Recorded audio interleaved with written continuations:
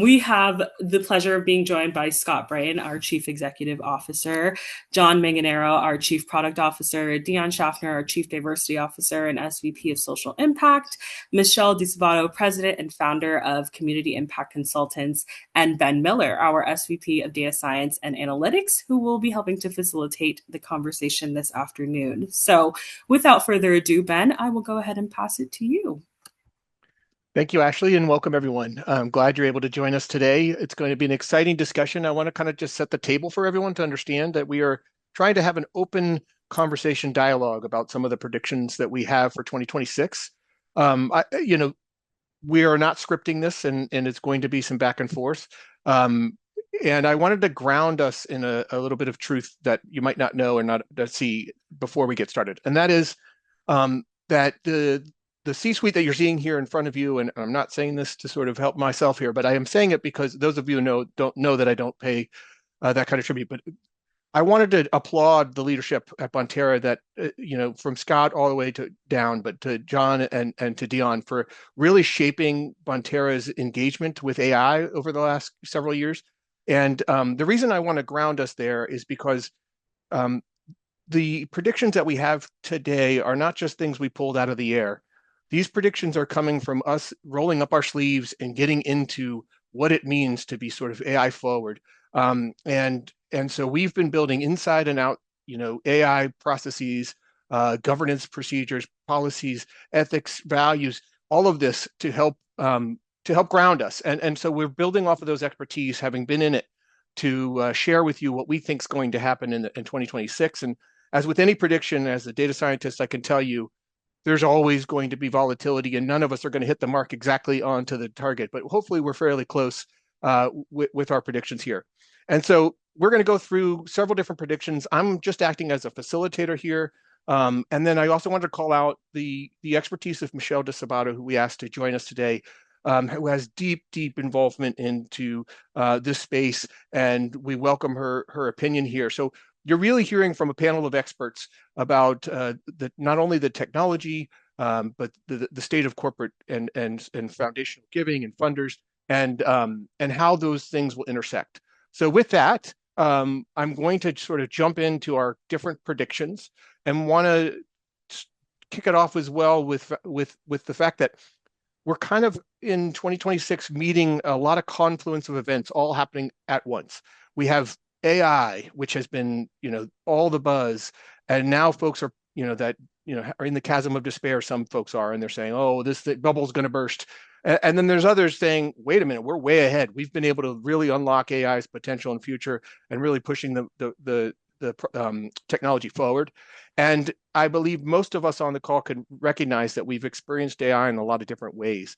And I think a lot of 2026 is going to show us whether our experiences are going to impact the way that we look at AI moving forward. But then also there's the confluence of fundraising and it going down, and the big beautiful bill that was passed last year, which had a floor for corporate giving of 1%, and also had a floor of 0.5% for individual giving, and a $1,000 deduction for individuals. So at the same time, trying to incentivize everyday giving, but also making it more focused for funders to, maybe pick a few nonprofits to put more money into rather than many with a little bit of money. And so that's another confluence of events. Then we have the political volatility and around even the world that is happening, in the polarization of people in general. And all of these things are coming to fruition sort of in 2026. And with that lens, I'm going to jump into the predictions here and ask our panelists to weigh in. Okay, so if we can go into the very first, I'm going to ask Scott the first question related to, collective outcomes. And then I'm going to turn to the panel. This is how the webinar is going to go. So Scott, your prediction that we're showing here, all around how collective outcomes might change and how AI might play in a role with that. I wondered if you might take us through your prediction here and why it is that you felt like this was going to happen in 2026. Happy to, Ben. And thanks everybody for spending some time with us today. It's great to be here with you. The sort of term prediction sort of gives us like a Nostradamus-like feel. Really, what I think this is more a reflection on the conversations that we're having with funders and the activities that they're engaged in with us, and sort of using those activities to sort of suggest the kinds of things that we in some sense know are going to happen here in 2026. And along those lines, one of the things that we are working on with a number of different funders is the establishment of what are in effect giving collaboratives. And so if you look at any sufficiently complex social problem, right? Homelessness, community violence, mental health, what have you, addressing that problem in any comprehensive way necessarily involves attacking it from multiple dimensions, right? There may be a legal dimension, there may be a healthcare dimension, there may be a judicial reform dimension. And increasingly, what we're seeing is funders that have great conviction and passion about one of these large problems, trying to figure out ways to, in effect, write bigger checks, right? Distribute more quickly and make a faster impact. And, one of the things I consistently hear from funders, it is extremely difficult to write those big checks because the infrastructure isn't set up to receive them productively, right? And so the sort of the notion behind collaboratives is taking what one could argue has been a historic weakness of the nonprofit community, which is that there are so many of them and they're so small, and trying to turn that into a strength by virtue of, well, because they're small, they also are focused on various sort of micro elements of a problem. And if we can get them all sort of organized collectively, then we can attack a problem in a fairly comprehensive way.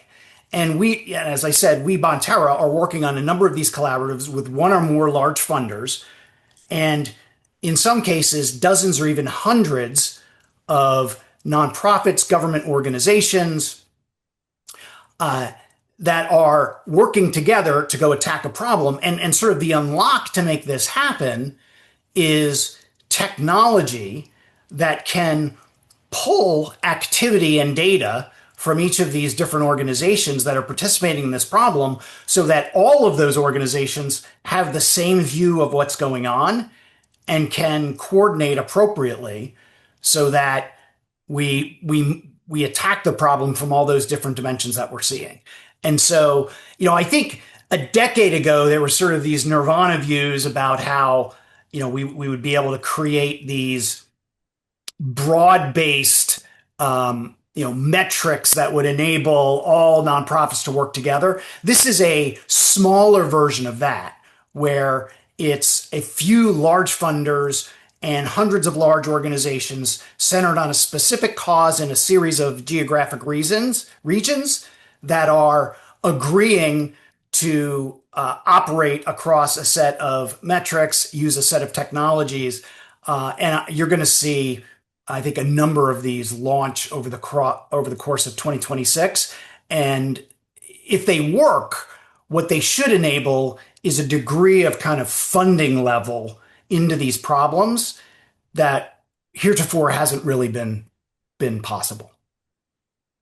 Thank you, Scott. I'm going to turn to Michelle here next, and then Mango, I'm going to go to you after that. But Michelle, in particular, one of the things that Scott was mentioning about these collective outcomes is something that has plagued the sector for some time, which is, how do we communicate back what effect the dollar that is invested into a particular thing makes an impact? And whether it's the old conversation about outputs versus outcomes, or if it's a conversation about what metrics or actually can help us and how to gauge that. There is an insatiable hunger to know that the investment we are making is making a difference. And I wonder if you might just take us into that a little bit, and what you think AI might reveal there, if any. Sure, thank you, and happy to join everybody today. A little bit of background. Most of what I do in my world as a consultant is work with companies to do just that, set up measurement frameworks to measure social impact. And when we're talking about measures in social impact, one of the reasons it's been talked about for so long and it's never really been kind of codified to the point where everyone's doing the same thing is because we're talking about behavioral change, right? We're talking about changing a human behavior somehow, or we're talking about a conditional change, whether that's environment, or something like that. So it's hard to do. It's not like we're dealing with a medical issue where we have a scientific, you know, um, measure that we can get to. So we're talking about behavioral change.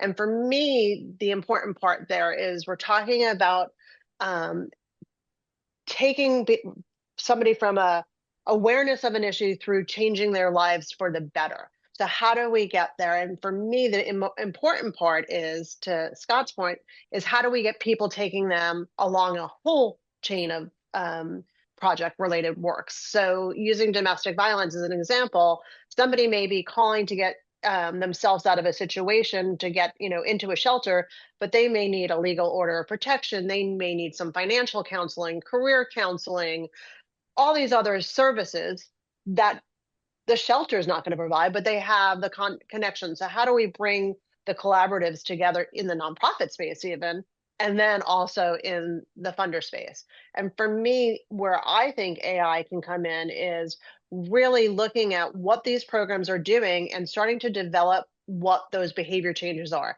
If somebody goes to a shelter, what's different for them? They're out of immediate danger. That's a measure, right? If they're getting a legal order of protection, again, what's different for them behaviorally? They're out of immediate danger. So how do we get those behavioral differences locked in to a place where we can understand them? And I think that's where AI can come in. I'm not going to say that language doesn't play a role into it, because it does. I've had clients in the same area, for example, in military support. One wanted to talk about it as returning to civilian life. The other one hated that and wanted to talk about it as post-military life.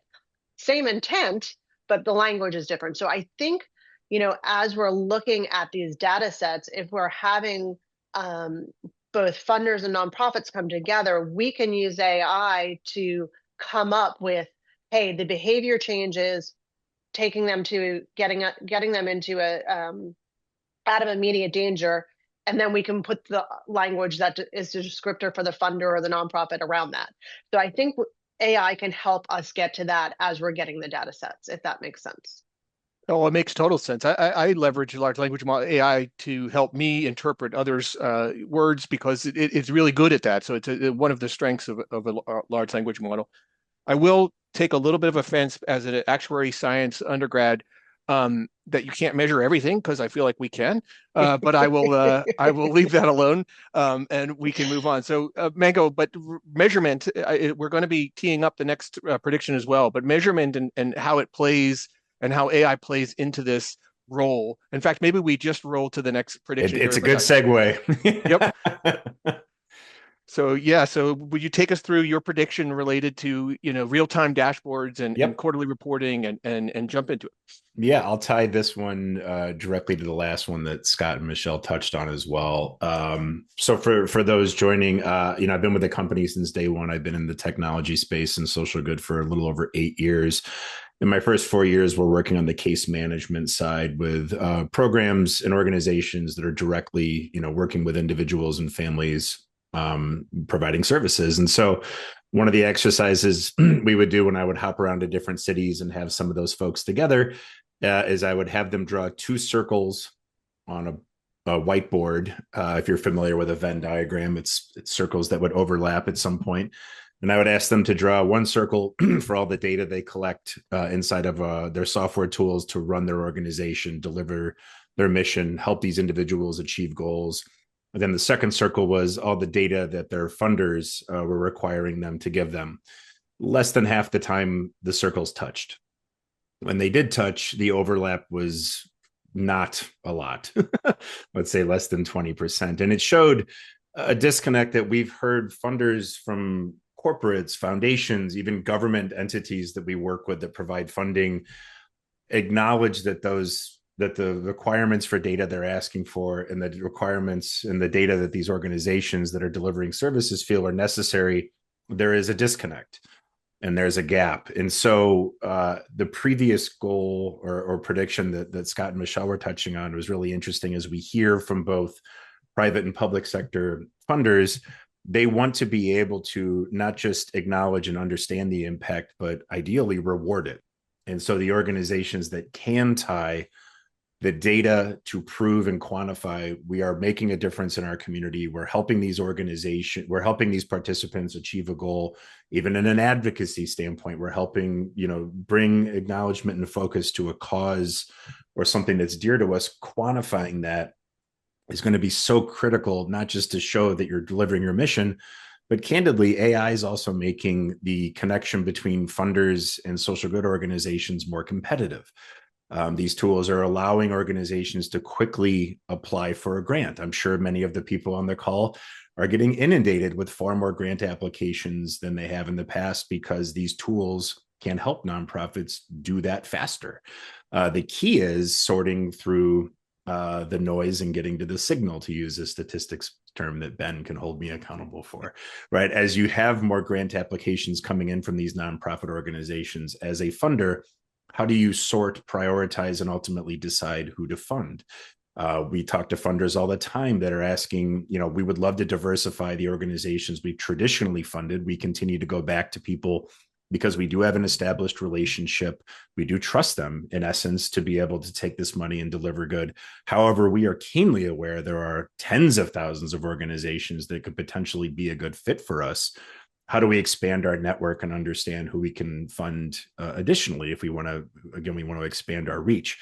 And so as much as the quantifying the impact and storytelling piece feeds into this, some of the private sector funders we've worked with, they're quite open in saying, if I'm lucky, I'll get a partially filled out spreadsheet once in a while from organizations we funded to. And these are high net wealth individuals that are billionaires that have given hundreds of millions of dollars out, and their expectations are pretty low. And so I do think from a competitive standpoint on both sides of the coin, both from funders and organizations receiving funding, the ability to not just provide good, clean, actionable data for the funders, it's a massive benefit because you're going to be able to get more near-term insights more quickly to take action on, which is great. And from the nonprofit standpoint, they don't have to figure out how to put on a data analyst hat if they are a social worker or a caseworker. They don't need to stress out about having technology and AI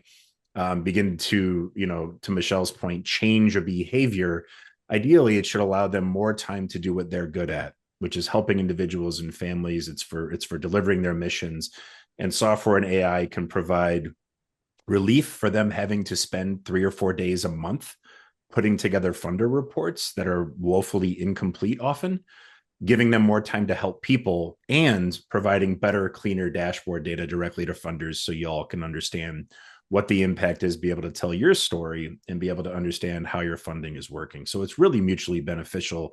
I view it as a very symbiotic relationship, and I'll be quiet now because I've been talking for 4 minutes and hand the mic over to Ben for a Mango, on your point about the Venn diagram, because I've certainly heard this as well before from, nonprofits often complain about the reporting requirements and that they may be divorced from the core of their work, or they complain, kind of similar to Michelle's point, about sort of meaningless nuances in the way certain things are being asked for that are different across funders, which causes additional work with resource-constrained nonprofits.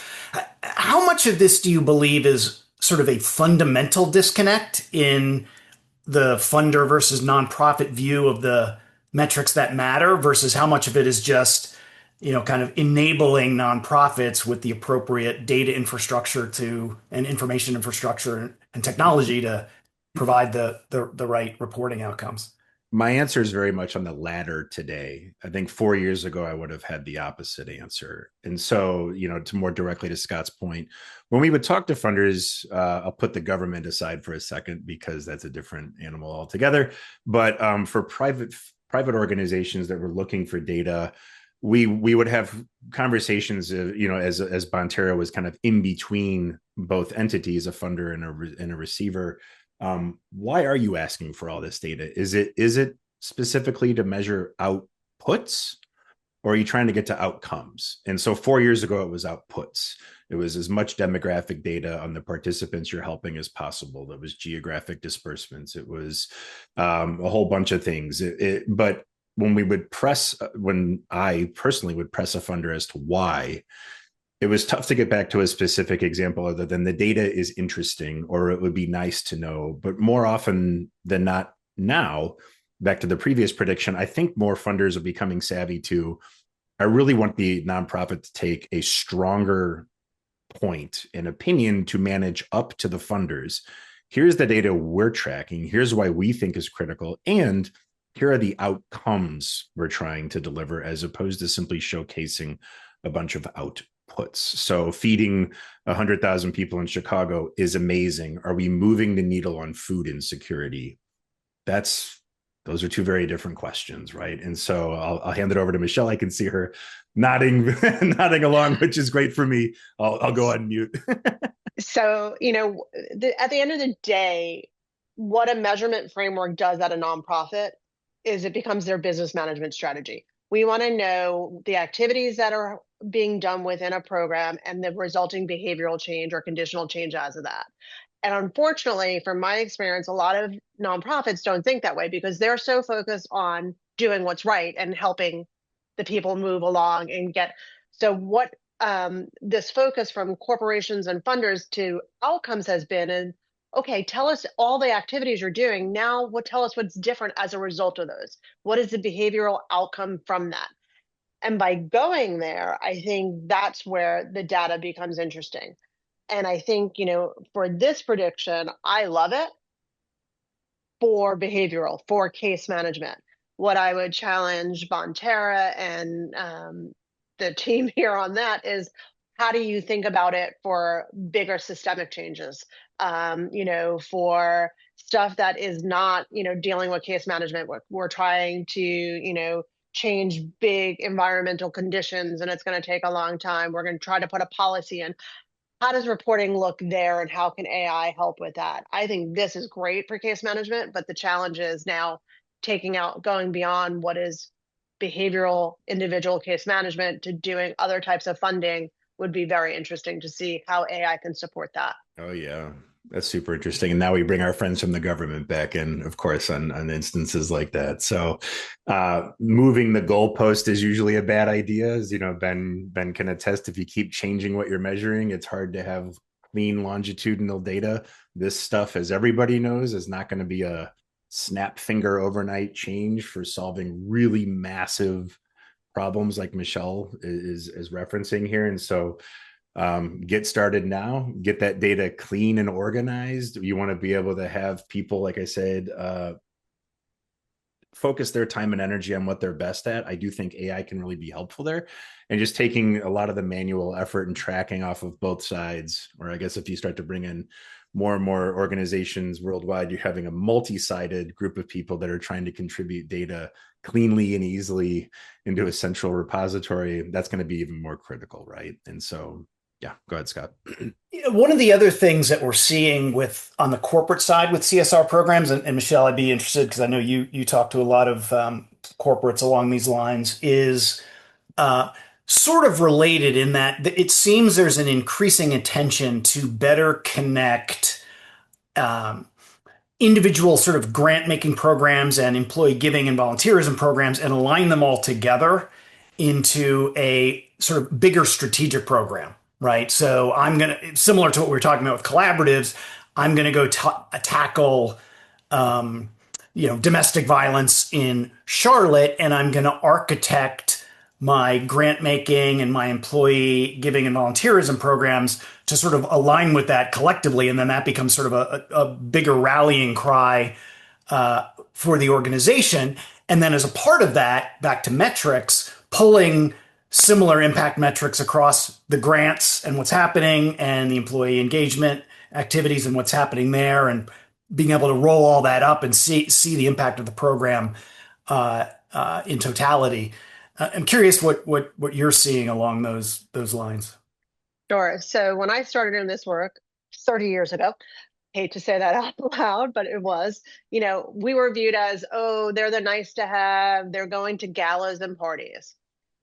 The shift really, and this gets to Scott's point, is for corporations, it's not a nice to have anymore. A CSR department isn't a nice to have. It is a business imperative. They should have a seat at the strategic sessions of planning the business work, because at the end of the day, what you're investing in, number one, is a dollar. Every dollar that's going out the door in your philanthropic effort is a dollar that's not going into a shareholder's pocket. So you need to show value in terms of social impact, in terms of business impact, for the reason, whether it's corporate reputation, whether you're mitigating a risk, maybe you're a manufacturing company, so you need to be in an environment. So it's now a business imperative. So for me, it's a very different look at how and why corporates are funding. Their funding needs to be strategically aligned with their business, and it should evolve and change with their business imperatives. So, I think, that's the big difference, and why measurement is finally, I don't want to say sticking, because it has been sticking. It's really starting to focus on outcomes and data, whereas in the past it was more, hey, let's get those outputs so that we can tell the friendly story of the 1,000 meals we served in Chicago. Well, giving somebody a meal doesn't make them food secure. So, again, it has to align with the business imperative, it has to align with the business strategy, and you have to show a return on investment. Yeah, and so I'm going to turn to Dion here for a second because I want to ask her her take on measurements and how the hidden biases in there and whether it does truly help. But I just wanted to touch on and let the conversation go because that was wonderful. So I didn't want to break it up and make us go to the next prediction. So thank you all for that.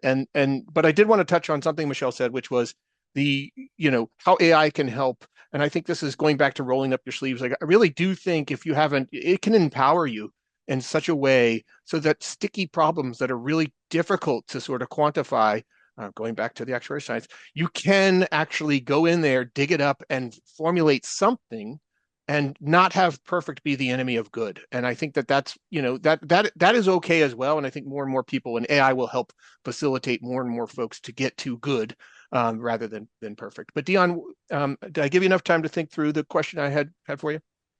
Yeah, and to your point, Ben, I think on that is this. Let's not discount the element of responsiveness, right? As we think about kind of these real-time dashboards and gathering this kind of analysis and information, right? It now enables our organizations to be able to get a quicker understanding of what's happening, react to the various things that keep showing up in our inboxes on the daily, with the changes and being able to make adjustments there. So it's a more forward-looking set of metrics and information versus kind of the retrospective quarterly. Here's how we did last quarter. So I want to make sure that we're acknowledging that and recognizing how AI gives us more of those levers to work through. And then that's also this element where between, the relationship between funders and nonprofits is really like based on this trust, right? They want to trust that the NPOs are doing the right things with their money, to Michelle's point, right? Are they aligned with the business, right? What is happening? And so when we have this kind of these real-time dashboards and this kind of information, we have a better, a higher trust in real time of what is happening and building that confidence of, yes, if I write you a big check that, I can dip in and we can see how it's moving. Do we need to make adjustments, kind of move forward? And so really strengthening that element. And then that gives a level of confidence to the organizations to go do things, or the founders to be like, okay, we're going to work with this collaborative group because we need to address this other piece that we're not hitting right there. So I don't want to discount kind of that responsiveness piece, and with AI, how it gives us some of that speed that we really haven't had before. Excellent point. And I'm going to move. Oh, I see Scott coming up. Yeah, So Scott, just one more just question for the group before we move on, because Dion used the term trust a couple of times. One of the things, obviously, that's been talked about over the last several years is trust-based philanthropy, sort of on the opposite end of this, hyper metric and measurement driven philosophy. Mackenzie Scott sort of has been the poster child for giving large gifts. What is where do we see trust-based philanthropy in its, as part of all of this? I'm going to That's an jump in excellent, on there yeah, one if that's please. okay, because this is my bandwagon, my soapbox. I get why people are saying it, but to me, it is another term for general op, and you can't get to measurement unless you're investing in a program and monitoring behaviors and indicators and so forth. I'm not saying that you shouldn't have a trusted relationship, and exactly what Dion said is the right way to go. By getting the data early and working together, you're building a partnership. It's not a, hey, we're giving you money, tell us something. It's you're building a partnership so that the nonprofit can continue to grow their program accordingly. The funder can then also be making decisions instead of, if you think about, you get a grant report at month 12, well, you already have the new application and probably processing it at that point. You can't do that. So getting data in real time, that becomes the trust relationship versus saying trusted philanthropy and it's going into a pot of money. We trust you to spend the money. No, I'd rather use the word trust philanthropy to build partnerships around what's being achieved. So Dion, I agree with you in that kind of relationship management of it from that perspective, how data can support that. Yeah, it's this shift that's really enabling like a shared accountability, right? We're all looking at the same data. So this shared accountability, faster course correction, and we talk about partnerships being able to operate at the speed of trust, right? That's how fast we can go. That's how big of an impact we can make. Is trust is really, the gatekeeper, the and the accelerator on that. And so, but that doesn't mean like, yes, we love Mackenzie because she has a lot of trust and she's like, just go do it. Right. And so we don't have any of those constraints. But if you can provide that kind of information so that, funders can just dip in and be like, oh, yep, we're doing good. Awesome. Love it. And just keep charging, then we're going to be able to keep doing more, speed that up and, really increase kind of the partnership overall. Thank you so much. And Yeah. it tees us up for the next prediction very well. And I just cut off Michelle, though. Did you want to add something? Yeah, I'm going to give you one thing just to build on that. I think we've all set ourselves up for failure just by what we call ourselves. Funders is to give away, to bestow. We are investors and nonprofits. We've set them up for failure by calling them nonprofits. They should be for impact organizations. Investors in investing in for impact organizations will get us further along in making a social change and social impact in this world. Excellent point. Thank you. And so to the next prediction, which hopefully will incite as much discussion, is very much related to trust, right? Which is governance. And how do you protect trust? You need to have really good governance in place, right? I mean, you've heard the term slop AI, or AI slop. AI does open up the ability to erode trust because anyone can do anything and pretend they're anybody, right? But it is the organizations that focus time, energy, and effort on making sure they have governance in place to make sure that they use AI responsibly. I look at this as a responsible AI. What am I responsible for, right? And at Bonterra, we take this very seriously.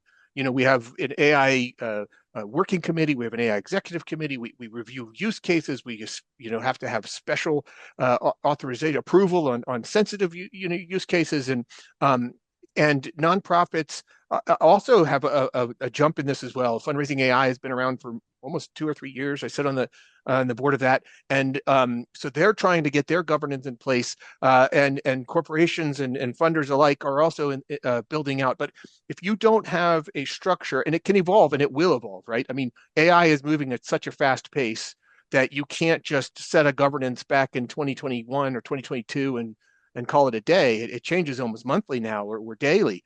It feels at times. But I believe that the big differentiator, I was kind of sort of keying this up in 2026, is going to be how we experience AI. And I think when we experience it right, when we experience it, it feels like magic. And it feels like, wow, look at how powerful I can be. But the only way that happens is if you've gone through the hard work of putting together the governance to regulate and make sure that you're doing it responsibly. There's so much that can go wrong here, especially in funding nonprofits. Like there's so many things.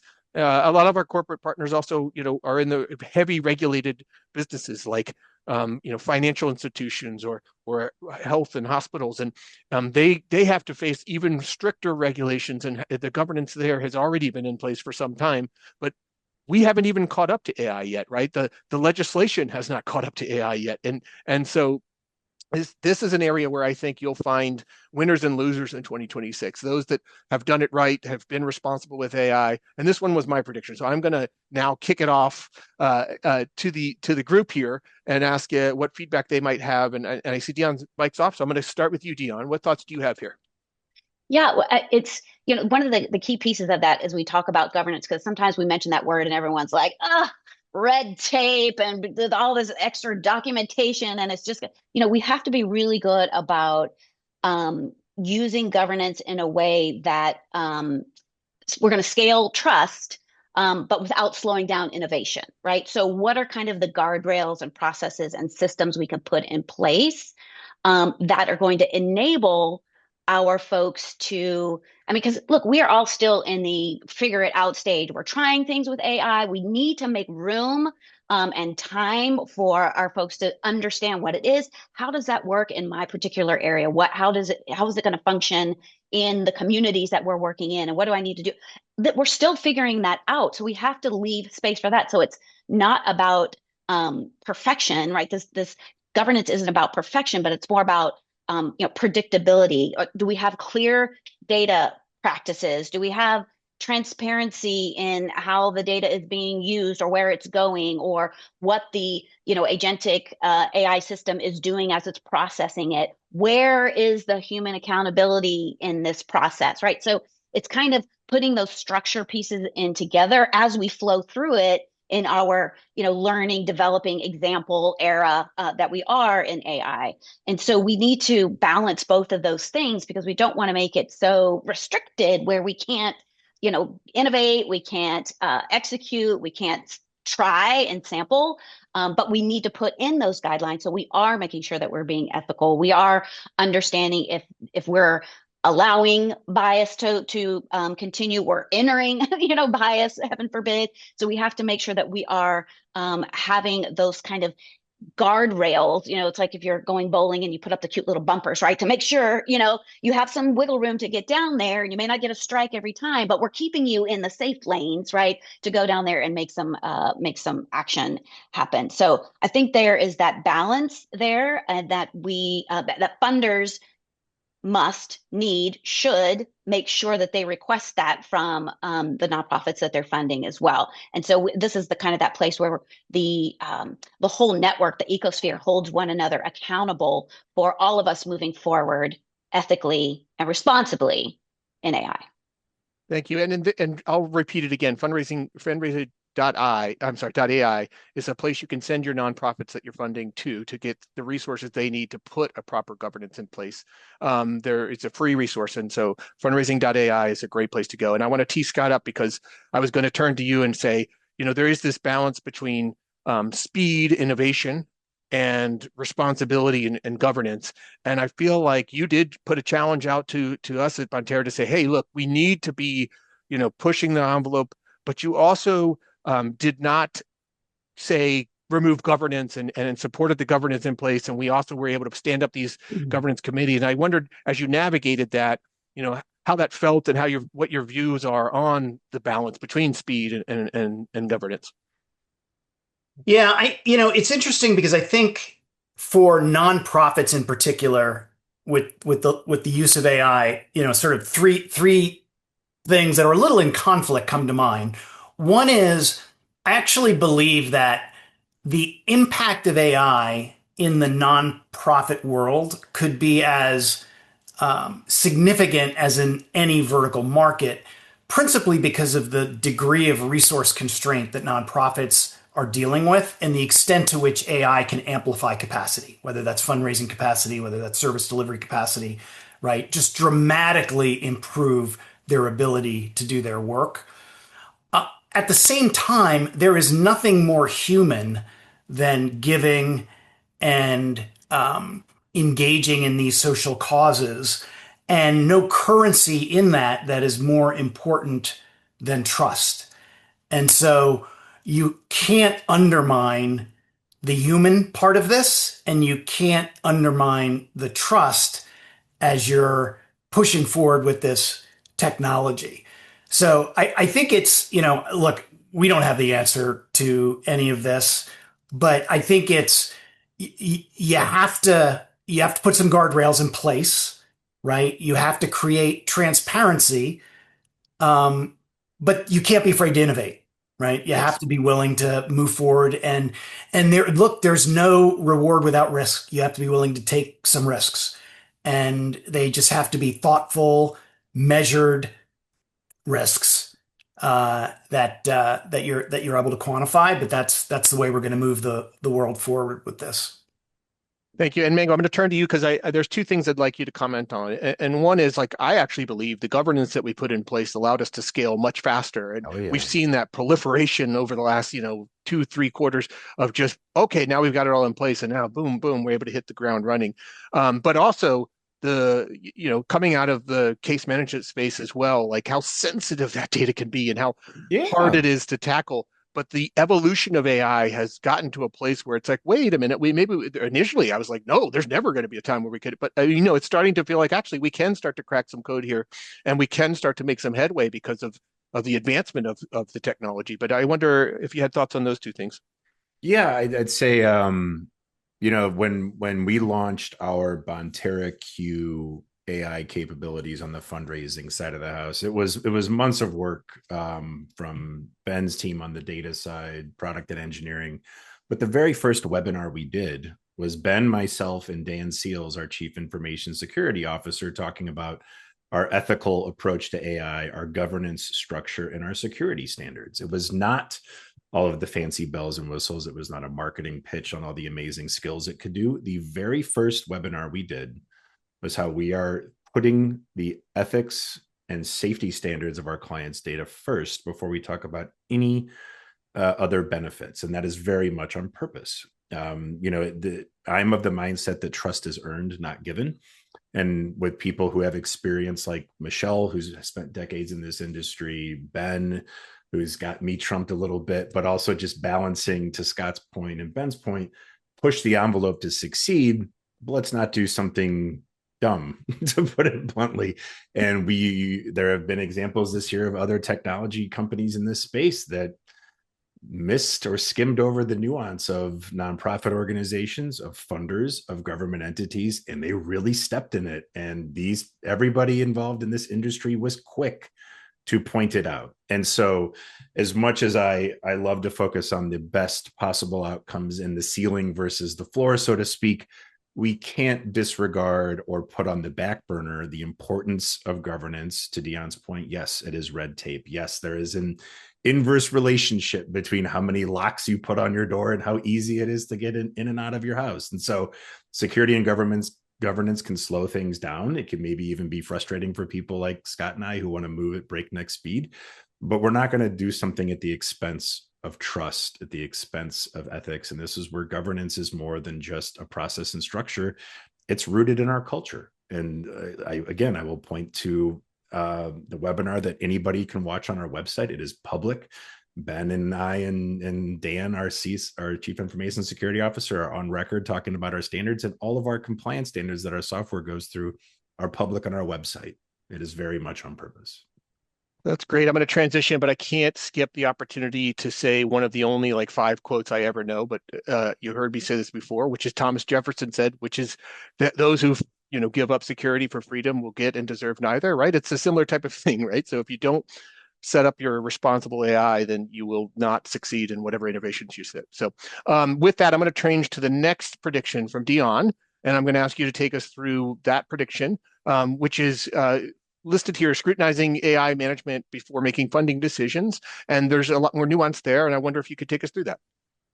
Yeah, one of the things I think as we're evolving in our AI maturity growth cycle is moving again to these processes and procedures, putting those in place, right? Things like, bias isn't solved by your statement. It's mitigated by structure and by process and by audits, right? And so this is really, and I'm a process girl and I love it, right? So this is the part where we are putting kind of those words into the very fabric of the systems that we're creating to use, right? So regardless if I'm there or if your chief diversity officer is there or something like that, it's already being baked into the system, right? And it's a little bit of the governance and the reporting pieces. So making sure that that is baked into the system so that it is going to continue to perpetuate and scale as we, drive volume, speed through the systems, right? And so as from the funder's perspective, seeing that the MPOs that they're supporting, do we have those systems in place to manage these elements? And is it not right? We can't have it being delivered by an evangelist, right? Somebody who's in the organization alone, like sort of managing that. We need to bake it into the very fabric. And really, as we talk about bias in AI, which is a lot of the big fear that is out there, it's because it's baked into the data, right? It's in the underlying systems of it all, right? So that's where we have to go to address, fix, manage those elements so that it's in the system, so that as we continue to deliver it in various places that it's within there. So from the funder's perspective, I think they're going to make sure that they're looking to see, okay, do you have bias detection? Are you evaluating your vendors come in? Do you know where your data sources are coming from? And especially as we talk about some of these specific areas in John's world in the casework, where it's so important to have data that is relevant and with the particular population that you're serving, right? It's so important to make sure that that is represented in the data sets that you're using if you're trying to do this evaluation or things like that. So you're making sure you know where your data is coming from, how it's being used, where it's going. And so we want to see that in the system so that you have it defined well. And then that builds, again, back to the trust piece from a funder's perspective. If we can see how that governance is set up, we can see how the system is set up, then we're going to have more confidence, more trust, give you more money to run because we believe that it's there within the process, within the technology, and within the system. Thank you, Dion. And I'm realizing we're getting short on time and that we have like one more slide, but I really have thought the conversation was great. I wanted to ask Michelle real quick, how do you see governance playing out, on the front lines as you're dealing with this as far as the relationship and trust base that we were talking about before? Is it explicit? Is it implicit? Is it just, what are the thoughts that you see? First and foremost, it's critical. It is, as I said earlier, that dollar that's going out the funder's pocket, out the funder's bank account, is a dollar that's not going into a shareholder's pocket. So we need to have proper governance around that. I think it would be interesting to have both sides of the coin come together to build on this, the funders and the nonprofits. I think funders go down their stream, nonprofits go down their stream. I think if AI can bring us together and have a more aligned governance approach to data,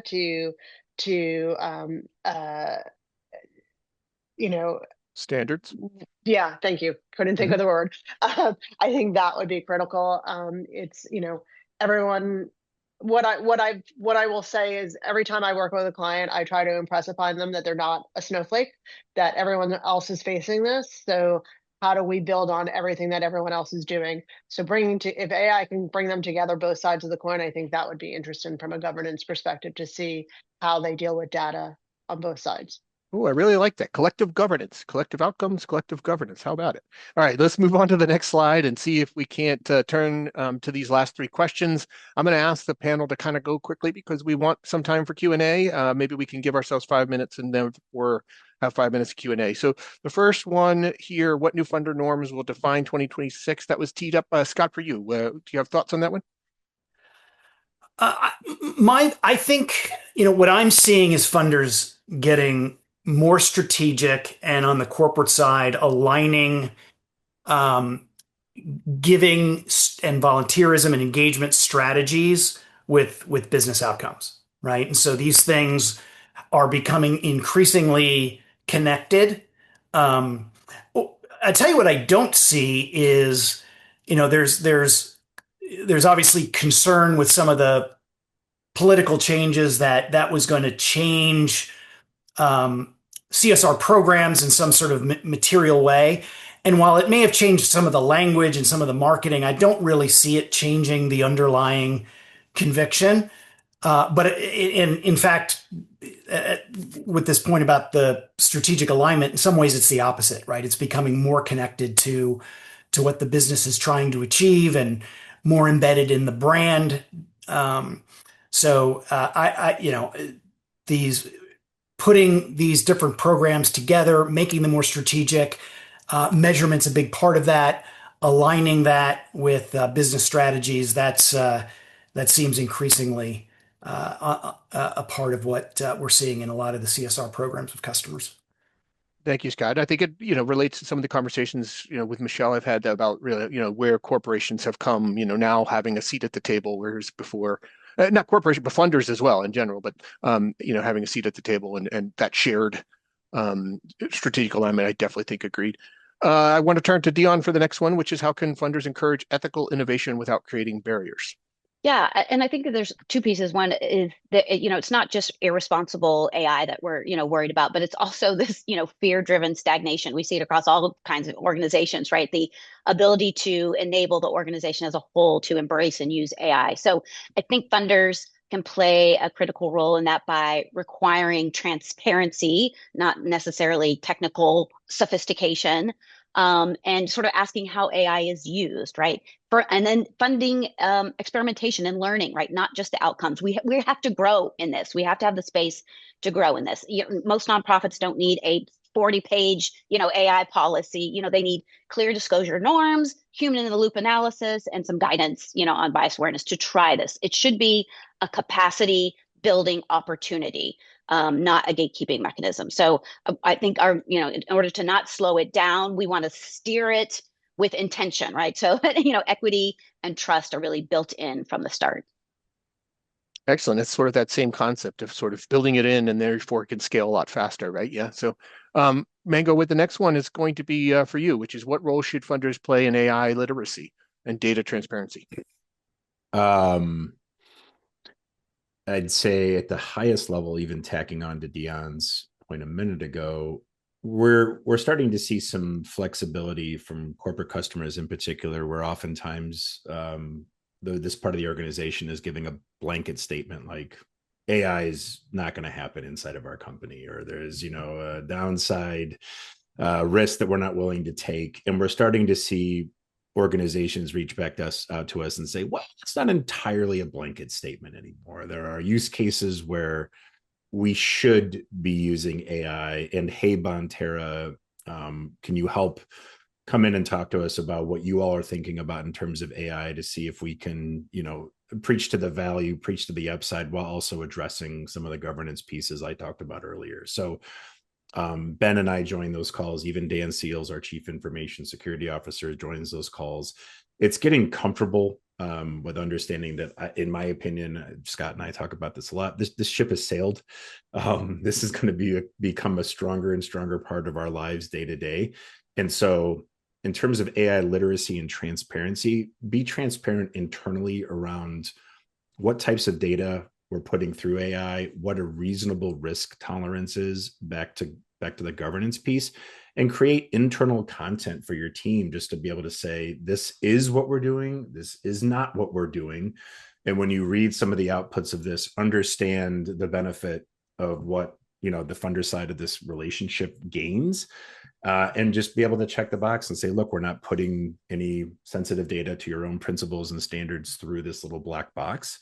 What we're doing is getting better at accelerating our impact, understanding the impact of our dollars, to Michelle's point, getting that ROI story a hell of a lot cleaner, and doing it in a way that's not going to that is not going to expose your organization to a risk that you set. And so, again, that mindset is shifting, but those are just simple examples that have popped up even in the last month with some of our larger CSR customers, is getting past the blanket statement from an internal organization and saying, well, maybe for us, what if this use case, what if we bring this to our internal committee or our internal security team?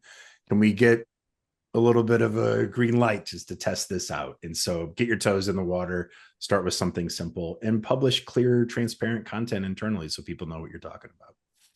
That's a great point. And I just I thought it might make sense to bring in, as part of my work with the Fundraising Effectiveness Project, I sit on the advisory board of the, Levis Fund. And we recently increased our funding, and so and funders on the call might think this is funny and laughable, but all of a sudden we had 14 different proposals, right? And for me, that was a lot because I'm doing it on a volunteer basis to go through and review 14 separate proposals and make sure.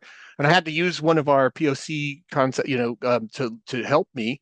But the literacy I have around AI helped me navigate that in such a way that it really made it a lot easier. And I knew where to push. So human in the loop is a big element here, but what's critical and required is that you understand how to leverage AI and how to use it and not be fearful of it. So I was able to quickly get through the 14, but in a responsible way. I didn't just let AI decide who gets what. I went in and it was my decision in the end. And that is critical, I think, into unlocking AI for everyone. And Dion, I saw you come off mute, and then we can move to the next slide as well while you're Yeah, jumping in. there's so much about, we talked about it briefly too, about the kind of this fear of it's going to automate, I'm not going to have any opportunity, and really evolving that to understanding how it's an enablement piece, right? It is an Yes. assistant, it's a company, it can actually make you be better, faster, more innovative, think about things that you haven't been able to consider before. So making that shift from it's just going to take my job or automate what I do to how is this going to support me with, greater knowledgeability to sort of move forward or in a new way. Awesome. And great discussion. I'm okay that we went long. We got to get our poll up here, and then we have Q&A. Maybe we can get one question in. But please do jump in here, and which of these options, which of these predictions do you think is most likely to happen? Hopefully you pick mine. No bias if you don't. Unfortunately, Ben, most folks are not picking yours. They're actually picking Oh, Scott. They're actually which, picking Scott's. The overwhelming majority believe that funders are going to prioritize those collective outcome projects. that doesn't look good for the data science person. All right. Thank you. Hold it up here for one more minute. I think we have a couple of closing slides and get to Q&A. So I don't know actually if you're managing that, if there's some questions that have come in, but hopefully you left enough time. Yeah, thank you, Ben, for leaving a couple minutes here prior to getting into some Q&A. Want to go ahead and promote the full report here with all 9 predictions from our leadership team. Feel free to scan that QR code, and as well as it was dropped into the chat earlier in today's presentation. So feel free to go and check that out, as well as our commitment to ethical AI with that link here in the deck here. So I'm going to wait for folks to drop in some questions. And while we do that, if there aren't any questions, I'll go ahead and wrap us up here because we are with a minute left. But Ben, thank you so much for facilitating such a wonderful and insightful conversation. Michelle, Scott, Mango, Dion, thank you for your time, and thank you for presenting your predictions to folks on the line. I know that I have learned a lot in this time and our time connecting prior to this. So love the conversation, love to see how we're going to move forward, and ultimately whose prediction comes true. We'll be keeping a lookout for that as we take on this new year. So it doesn't look like we have any questions at the moment. And again, we do have a minute. I always take no questions as a wonderful presentation. Couldn't have been more clear in your delivery, which is always great. So thank you, folks on the line. Thank you for joining us this afternoon. We really appreciate you taking time out of your day and taking an hour to sit with us. It's not lost on us. And we definitely hope to see you at our next session. But with that, we will bid you adieu. Have a great rest of your afternoon, everyone. Thank you. Thank you.